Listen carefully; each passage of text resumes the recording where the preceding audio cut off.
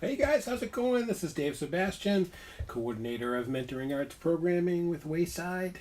I am back here with you once again. I'm sorry I wasn't in yesterday. Uh, Tied up. Excited to be back though. So here we are again doing some artwork. Today we're going to work on the Open Comic Project, which is my Instagram series that I've been doing. We're in series 2 of 60. Each series is 60. We're in series 2. This is collage number 18. This time we're going to work with a issue of House of Mystery. You see that? Issue of House of Mystery from, I think it's from 73. Let's see. Yep, 1973. This is, of course, a rag. You know, this book is really beat up and stuff. I actually found it free at the flea market. I am working with comics and cutting comics up to do these collages, but I am a huge fan of comics and I hate the idea of them being deliberately damaged in any way. So I go out and look for really low quality books for this project. You know, I think that the value of a damaged book is underrated. You know, I've been really lucky to be able to create a bunch of collages. In fact, let me show you guys something really quick.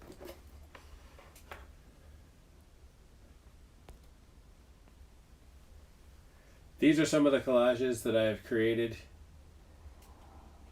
with this method. Or with this for the series. There's quite a few.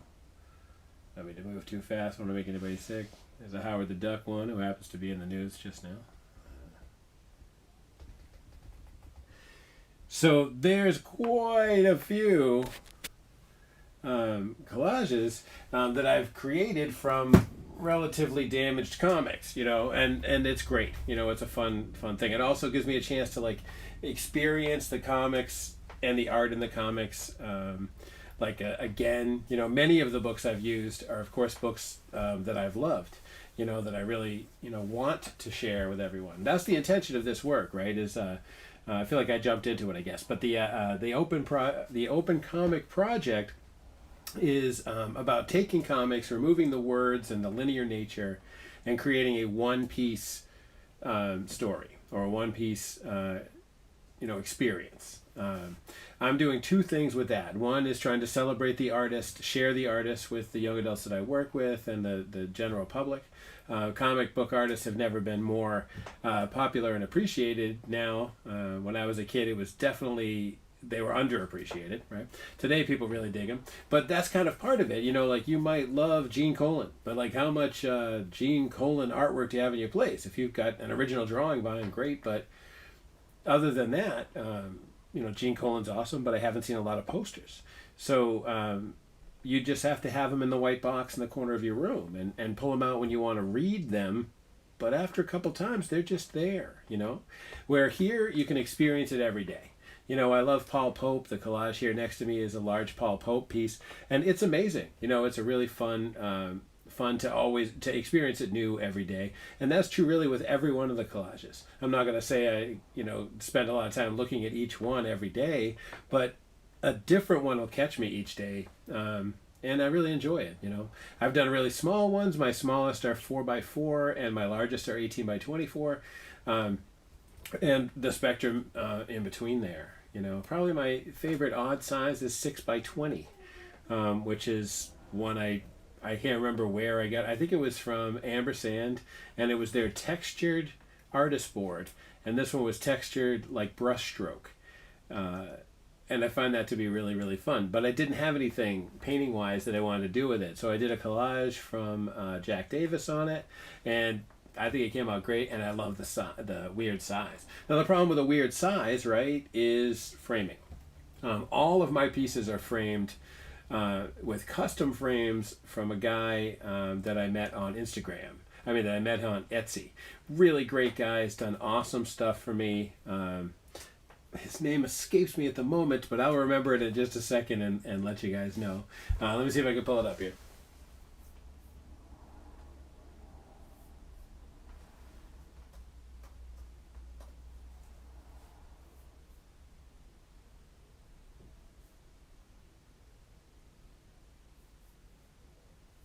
One sec.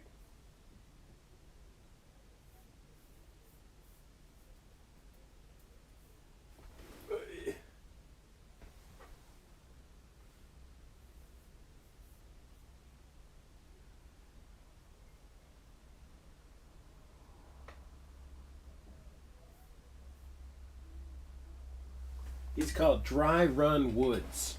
This guy deserves so much accolades for me, and I feel like I forget the name of his shop all the time. His name is Todd Tuber. He is an awesome guy, and what he does is he's building me custom drop-in frames, floating frames, which are kind of like a reverse of a traditional frame, right? The frame comes up and the artwork is down.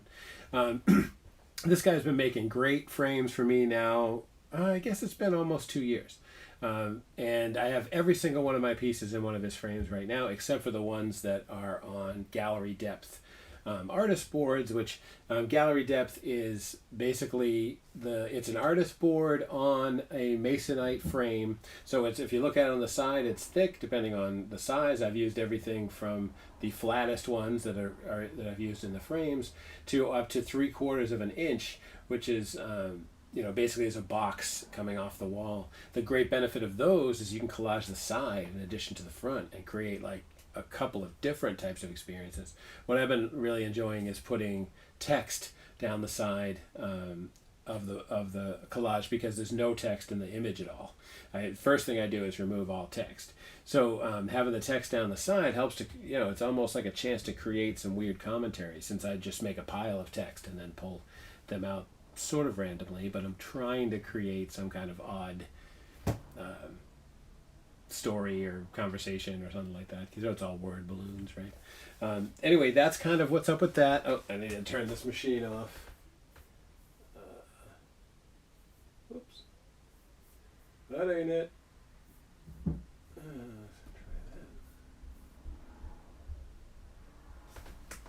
All right. So that's what we're going to do today. Very quickly, I want to tell you about my programs. I am the coordinator of Mentoring Arts Programming with Wayside Youth and Family, which is a human service agency out of Framingham. I've been working with these guys for about 7 years. We've built a basement studio in Tempo Young Adult Resource Center in Framingham, which is where I started working, and that's at 68 Henry Street. The program is a great program. It's open to anyone 16 to 26 that needs some help. They're there for resources, like help you get a job, help you find an apartment, or help you get into rehab, or help you with a difficult court and stuff like that. So check them out. They're doing some really great stuff. And when we're there, I'm doing an open studio program there Wednesday and Friday from 10:30 to 3 every week. Nothing's worse than when your stuff isn't in the right place. Cool. So that's what I'm doing. If you feel like you need anything as a young adult or a family, please give Wayside a call, because they're out there to help you. Me, I'm just here to do artwork with you. So we're going to get right into working on this thing. We're going to do this just in the way that I traditionally do it. It goes, it's going to go quick, kind of, I think. We're going to kind of see. Just got to set one more thing up. No matter how well you plan, something changes on you. You know what I mean? Or some battery if it's messing with you. Cool. All right. So we are good to go. So here's what we're going to work on. Here I'm working on a light board, because I think that it gives me a little bit more ambient light. I'm working on a small Blick self-healing cutting board surface. And there's a lot of different ones. In fact, the plastic or the glass that's in this light board, a lot of people say is fine. I've been using these for years and I really like them, so I have a couple of sizes. So first thing we do with a collage project is we figure out what size we want to work with. This is a 5x5 ampersand gesso board. This is masonite with ceramic and gesso cooked on it. Super cool, smooth, consistent surface. It's hard, so collaging is about pushing. I use this tool here, which is a brayer, to push down my artwork, to make it, to glue my artwork down, so you wouldn't want to be pushing on a canvas. When I started this work, I did use canvas, and it gives, and the give messes with your ink. I mean, with your glue. So don't do that. It's foolish. Cool. So just grabbing some scrap paper. All right. Put that down real quick. First thing we got to do, and first thing I always do is I paint the surface black. The reason I do that is because first, paint likes paint, right? And what I'm using for glue is gel medium, which is paint, acrylic medium without pigment. So it's paint, and so the paint sticks really good to paint. That'd be reason number one. Reason number two would be if you miss a spot, or you don't cover everything, black both shows through and hides things. You know what I mean? Like, I can see if I missed a spot if it's black, and then I can also make a spot that's black work with everything else, easiest compared to white. What we're going to try to do with the House of Mystery is create something completely unlike what they wanted, right? Which is a simple one panel, I'm thinking. But basically the first thing we're going to do is start taking it apart and see what we kind of come up with. This thing is black, it's wet, we have to let it go for a few minutes. Because of this guy being so thin, he's going to go into a 5x5 frame that I have right here. Where is it? Where are you, friends? Huh. Well, around here somewhere. Oh, there it is. Hold on.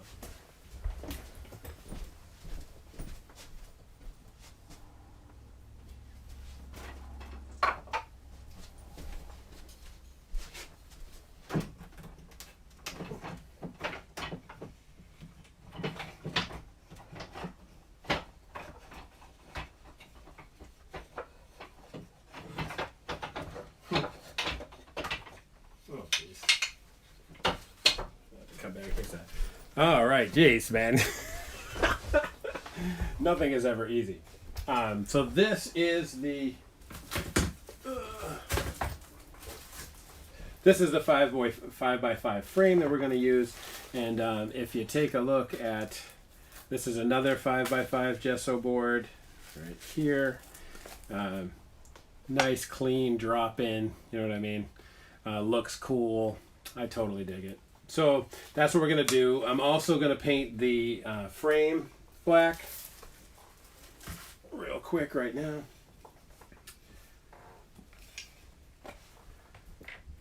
So this is 100% what prep looks like. These aren't totally sanded flat because it's reclaimed barn wood. So it has like some saw marks and some personality. I am taking some of the look away with the black, but I still kind of like the graininess, and once the black dries you can see a lot of that tooth in it, and I just really I really dig that I'm working with custom frames. Like it, as a young artist, the idea of having a custom frame is unrealistic, to say the least. I don't know if you guys know who Mark Ryden is, but he's a great painter in the underground scene, and he once took a trip to Africa and met a woodworker there and showed him some of his artwork, which is extremely interesting but also a little on the strange side. And the artist said, hey, the woodworker in Africa said, hey, I could make custom frames with your characters in them. What do you think? And he says, what do I think? I think that's amazing. Like, let's do that. I'm about to grab my paintbrush.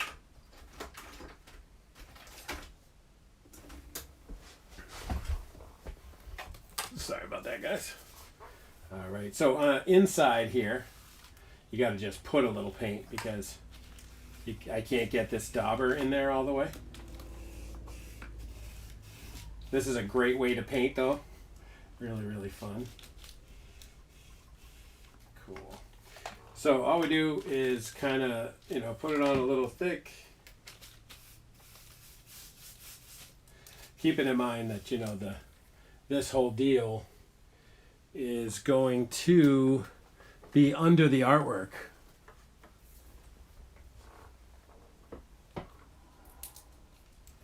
Is it right there? World blend in. I'll grab one more thing. This is an extremely large bottle of carbon black. Since all of my frames and the back of all of my artwork is, whoa, didn't mean to do that.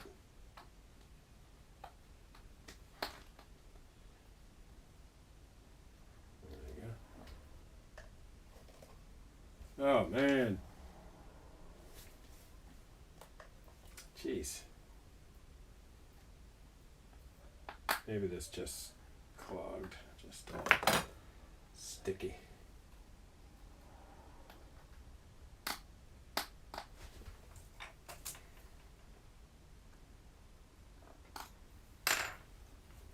This stuff only happens when you're live on camera. Whoop! See, now it works perfectly. All right, so we just kind of pour out a little paint. Load up this this brush here. This is a really nice brush. This is a Princeton red. Really cool. Only thing is you gotta really clean it good. It's one of those brushes that's temperamental if you don't clean it good.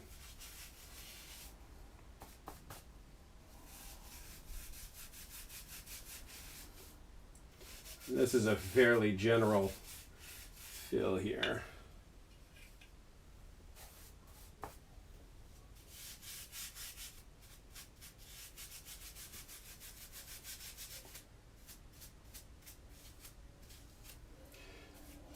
Always hard for me to remember not to get it on the comic that we're gonna use.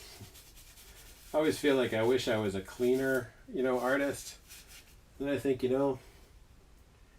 don't think you wish you were anything other than what you are, because it's too hard to maintain. Just be you, man. That's already hard enough. For me, it is. I'm just barely pulling that off. So, always be confident in who you are, because you're the only you. And we need you. All right? Everybody needs you.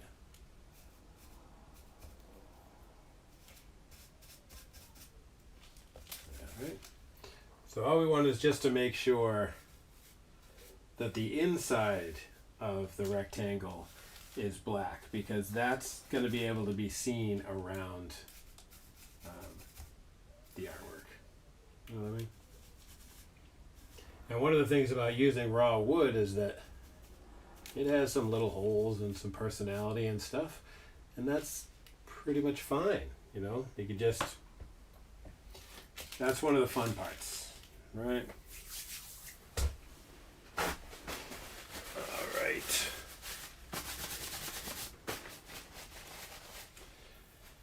I don't care about having paint on my hands. I just have to make sure it's dry, because if it's wet and we touch this book, we start making a significantly larger mess than any of us are interested in dealing with. A couple of things that I am using today are tools, right?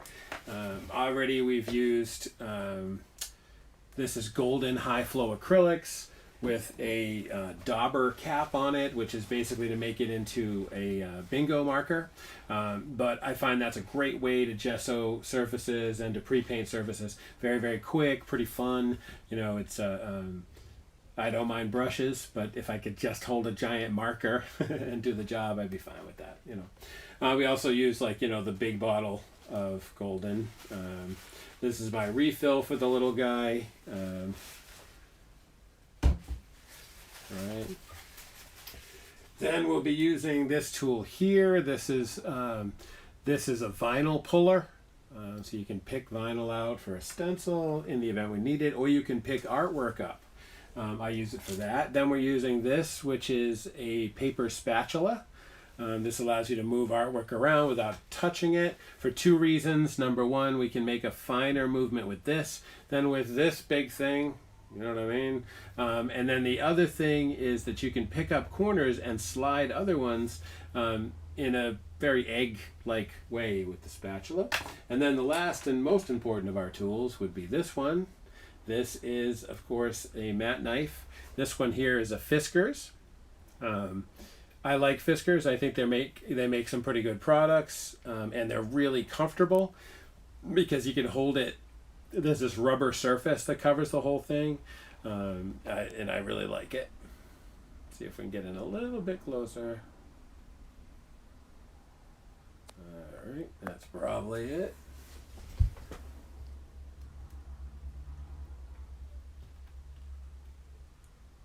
All right, and we can get a little more in there. There we go. All right, so hopefully you guys will be able to see it. So we're going to take our wet black things and move them away. We'll put them right over here.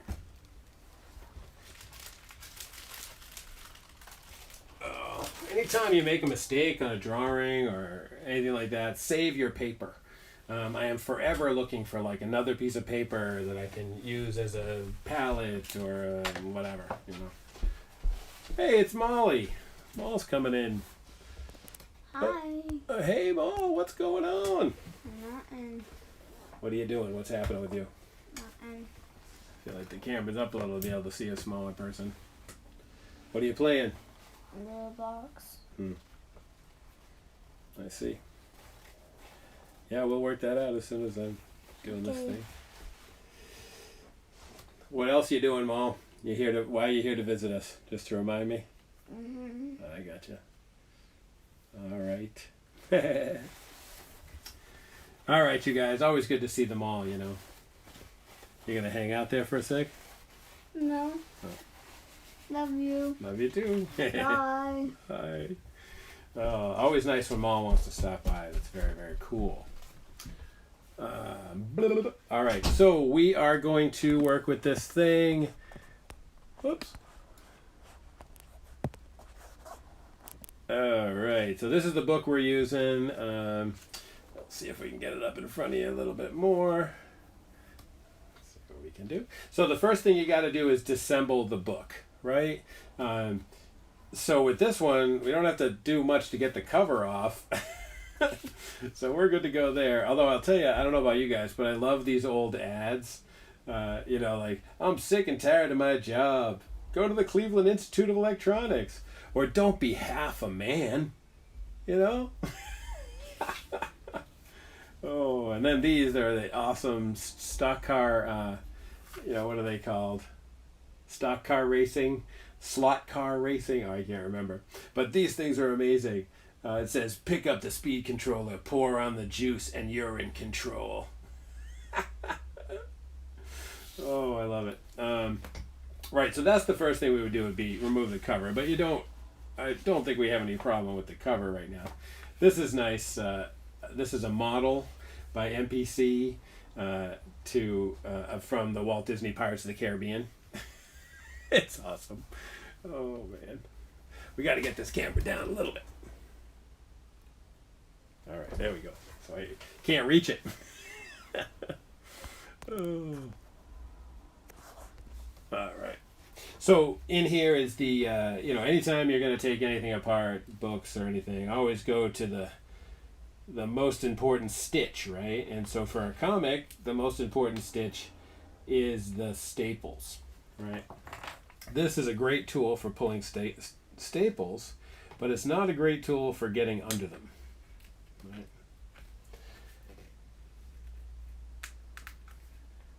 All right. So there we go. So now that we got those guys undone,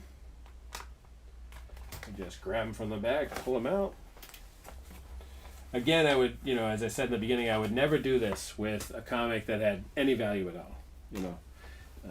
Not personal value, but collectible. Not even any comic that's collectible. Actually, I wouldn't do it to any comic unless it was not worth saving. Like damaged. First ones I worked on, mice had gotten in and chewed the tops. So they were not going to be good. So I decided I would,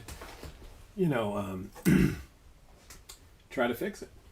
Try to do something else with it instead of just being angry that this had happened. So, all right. Anyway, all right.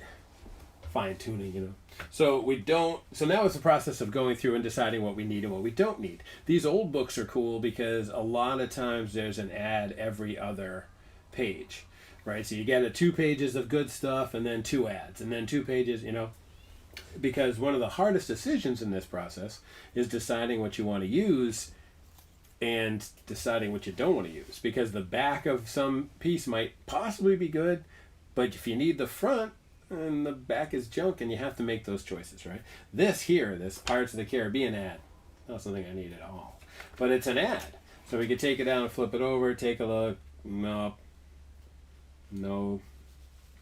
How about these cool? You can get a vampire bat. It's life size, only $1. A scary, life size monster ghost. Does that mean it's a ghost of a monster? Because that's pretty scary.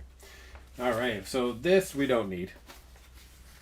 What I often save the things I don't need because I'm kind of a hoarder, but there's usually not much. Occasionally you get a small piece of something that, oh man, don't I have this? That was where the small 4x4 pieces kind of started, was that I had some pieces that were left and I hadn't done anything with them, and I noticed that they would kind of fit together. I actually worked on a Joe Jusko book called Abattoir. Brilliant book. I got 2 11x17 collages, and then in the pieces that were left, I got a third, I think it's like 5x6, and it was amazing. Like, it was just such a successful book. So I keep them for that reason. All right, so in here we have a letters page, though the text up here is pretty nice. You guys see that? This text here. So possibly I could use the text, but not too much. And then on the back, check this out. This is some Sergio Aragonés art. If you guys haven't heard of Sergio, he worked on Mad Magazine for about 25, 30 years. He's a brilliant artist. I actually was lucky enough to meet him at Comic-Con in Boston a few years back. And he's just a really great guy and an incredible artist. One of the things about him, that has made him so popular is that he draws unbelievably fast. Like, supposedly he draws like 4 or 5 pages a day. Most people can maybe pull off a finished page every day, let alone 4 or 5. So back in these days, like in the 70s, he was in everything, in addition to being in Mad every month, So they got this other cool ad, just like the letters page one. Where we put that over here. Another cool headline. You call that one a header. Not to be confused with taking a header. Kane's Game Room. Oh yeah, it must be right here on the back, right? Yeah, okay. 2 logos. I bet Sergio did the logos because they probably gave him 1 1/4 pages, right? So here we have one Kane's Game Room with a full page of Sergio Aragonés, that's his name again. And here we have another Sergio, including a self-portrait here on the end. Mostly some kind of, it's the same drawing with different colors. That's funny. I love Sergio, but it was not my intention to do a Sergio piece. I have done with a Sergio piece working with his character Gru, the Wanderer, and I did a really large 18x24 piece with one of his books, and I had a great time doing it. The only thing is, his work is so good, I can't cut it up. You know, like I just sort of move it around and create transitions. You know, so here we have an Alfredo Alcala drawn story that looks pretty good. You know, like this skeleton here is pretty awesome. Like that's a nice drawing. That hand is nice too, where apparently the moth eats his finger, eats the skin off of his finger. That's some scary stuff. But then, of course, back here we have another piece of that same story. So it's going to be a little challenging to decide, you know, what to use. So, but we are going to put this in the yes, we should use this pile. All right, and here you can see another 2 pages of ads, right? Free patches, models, corgi, you know, like die-cast cars. Trained at home and get a high-paying job in drafting. Never worked out for me. I was a little young. I was 2 years old when this comic came up, so I was not signing up for the drafting stuff. But that ad was right there in the, you know, late 70s, early 80s when I was reading comics as a kid. All right, here we got something interesting. Cerberus, which is the 3-headed guard of hell, the dog of hell. You know, it's pretty awesome. Although I'll tell you, that really looks a lot more like 3 tigers than dogs, but Cerberus, that's his name. Yeah. This is some hell stuff going on. That's kind of cool. And then over here we have like some jungle stuff going on. And on the back, just ads. So we can put both of these into the use pile. And what I'm doing is I'm putting them in this use pile, and then up on the direction I want to use, right? So this is up because it's good, and then the back, don't use this stuff, is down. The artists on this book, you know, are pretty talented guys. Like I really like Alfredo Accarla, which I only know because he signed his cover. But he's a really talented guy, and clearly he did a lot of good, you know, work on that background there. So, I don't know. This page has nothing. This page has this. That's kind of cool. Or how about this is the silhouette of a vulture. That's how we do it, man. That's how we do it. Silhouettes of vultures. Vultures are very important in today's comics. So this right here is something that I really like. The fireplace led to steps that twisted downward towards the ancient estate's deep and darkened cellar. So we got a little piece here. What we got in the back? Oh yeah, of course, the same spot has got a whole bunch of vampires and stuff. There you go. So, I'm gonna split this up. It's often ironic that stuff you want to use will be on back and front of the same page, right? So the coolest thing here is the staircase. The coolest thing here is the staircase, right? And right on the back of the staircase is this panel where they're killing a whole bunch of classic movie monsters, like the creature from the Black Lagoon. So I don't know, but we'll put it in the yes pile.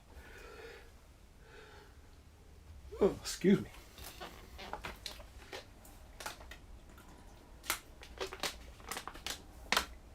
All right. So next page. Well, I'll be honest with you. Not much. There's this scene of robbery right here. Huh. So that's alright. Oh, look at this stuff, huh? This side looks good. There's some kind of like seance with guns and stuff going on. That looks good. So, we'll split this up. Alright. And we kind of figured that there was really only one thing here worth using, so we'll leave this one here. Really nothing on this page.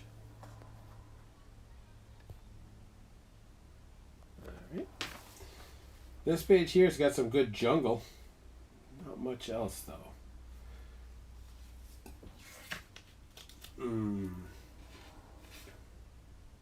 I don't know. Might not use something there. And then you see two big ads. Alright, just a bunch of drunk ads.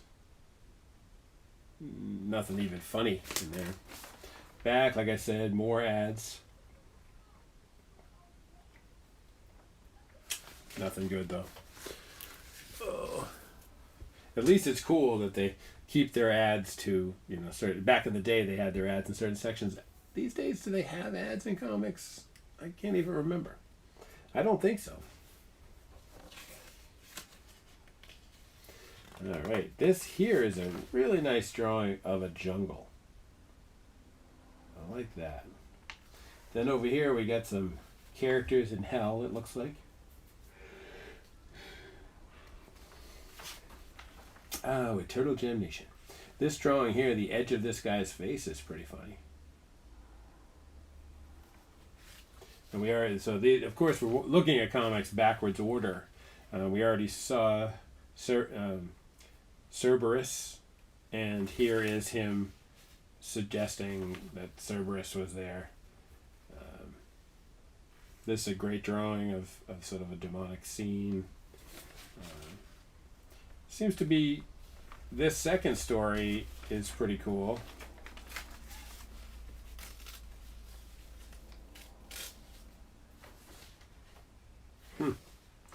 Almost feel like there's two collages to be done here.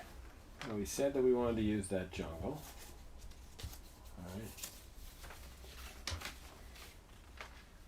Alright. I guess it's getting a little hard to see.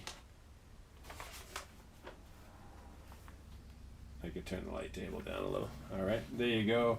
So one side we've got the Prince of Darkness, who's calling himself a hunter of evil souls. What else we got here? We got a little. This is Alfredo Arcala. His name and stuff. I'm not sure who drew the second story because they don't really say. I wonder if it's Arcala too. The style looks a lot different. So one thing I always try to do also is use that badge there. Right. There we go. So we want to use this badge here that has their, their names and stuff, because I always want to credit the artist who created the illustrations in the collage. Because once I showed someone a collage and they said, "Oh my God, you drew all that?" And, no, I didn't draw that. This is a collage of somebody else's work. This is really beautiful, right? And that is something that's I'm getting sort of inspiration from that. I do think this other story, which is this sort of damnation story, looks like a very possible collage. Just, I don't think right now. Let me make sure I clean my brush off over here. So I'm going to try to tell this story, which is about the jungle, and not the hell one. Forever yawning. I'm sorry, you guys. Seems like live stream always makes me tired. So this guy right here,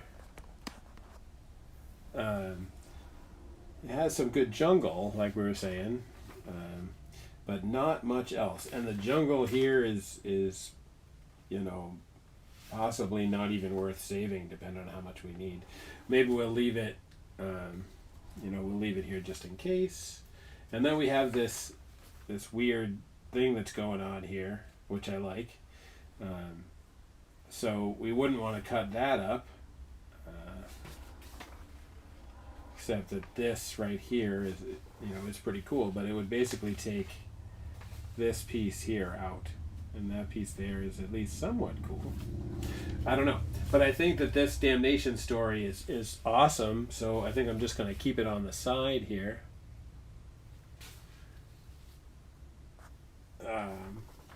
Yeah. So here's a little bit more of that. Remember we talked about just this staircase. And I think that's what we'll use for that. All right. This is funny that it feels like a cowboy, like a cowboy story.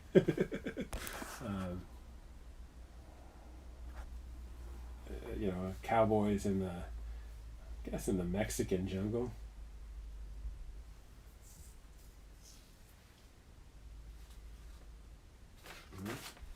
Oh, here we go, corgi ads. So I don't think there's really anything on here I want to or can use, really. Keep it as a backup. Here's one of the big payoff panels from the Hell one. This guy down here. This one says that Alex Nino drew this. I don't know him. But this is Brother Kane right there. He's the host of House of Mystery. Then it's just our ads on the back, so I would say this one goes in the Demon Story. And this one here, this is what I'm gonna start with.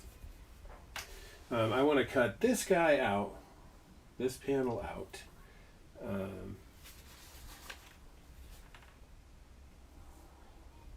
Sorry guys, there we go. Kind of a clean cut on this first one.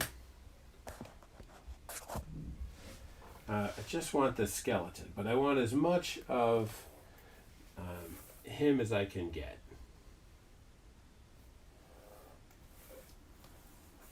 No text, so we got to remove this text here. All right. And we don't need the word end either, although it's sort of ironic, right? Like, he's dead, it says end,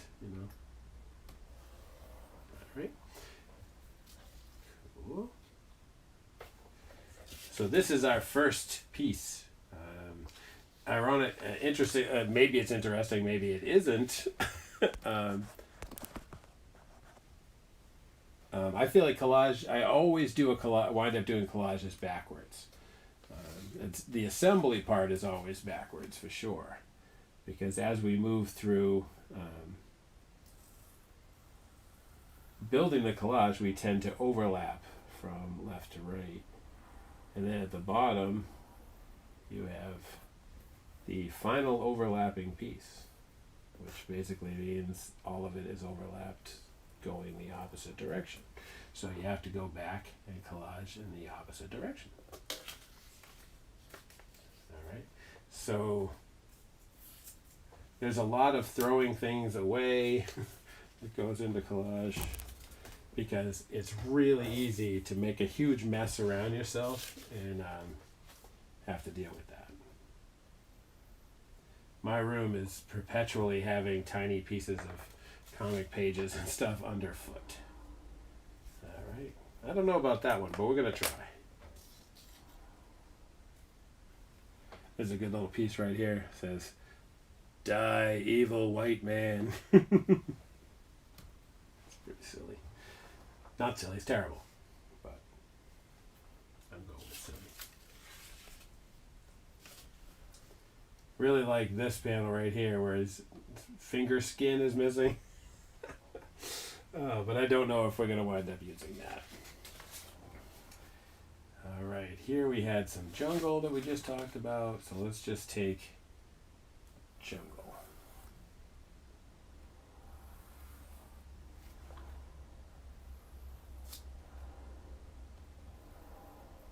Okay.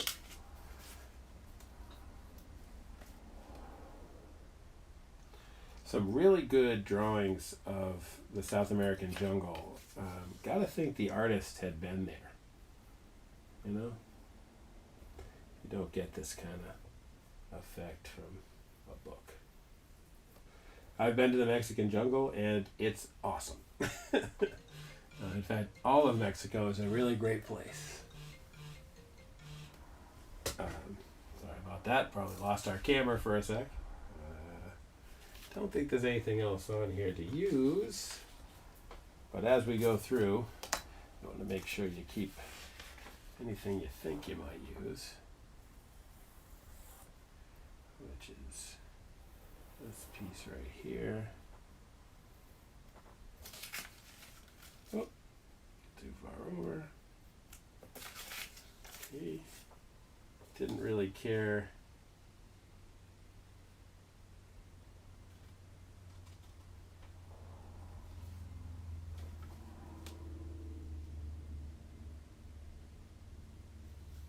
All right.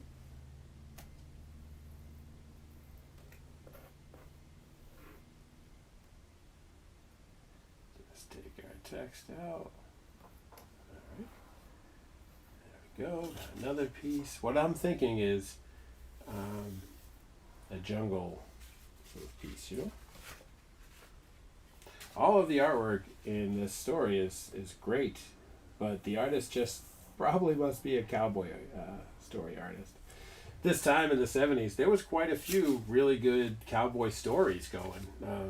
Two Gun Kid and Rawhide Kid, and you know there was definitely work in drawing cowboy stories. And I'm not gonna lie, I read some of them. I always liked the Rawhide Kid. Or actually, that's totally not true. My favorite one was Jonah Hex. Jonah Hex was an awesome character. He's a cowboy bounty hunter guy, but he's disfigured in some ways. It's just really pretty awesome.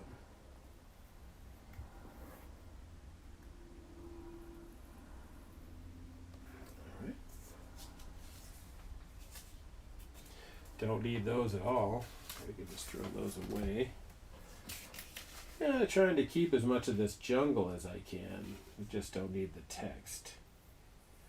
Sometimes I'm stuck with the bottoms of word balloons and stuff because you want to take away as little of the artwork as you can. Otherwise, it, sucks. We want to have as much available to you as possible. You know what I mean? Look at that. Went all the way through the comic already, with the exception of having to throw a bunch of stuff away.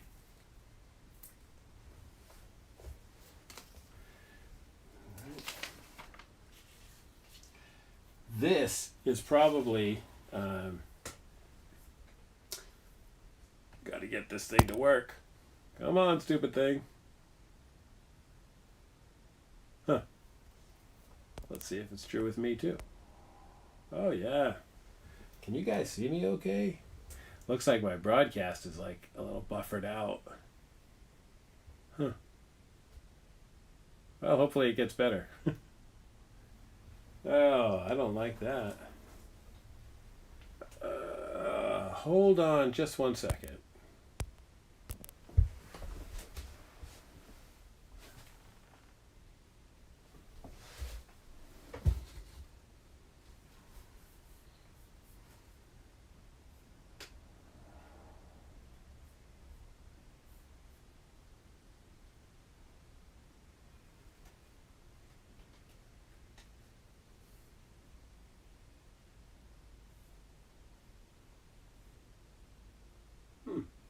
That's not cool.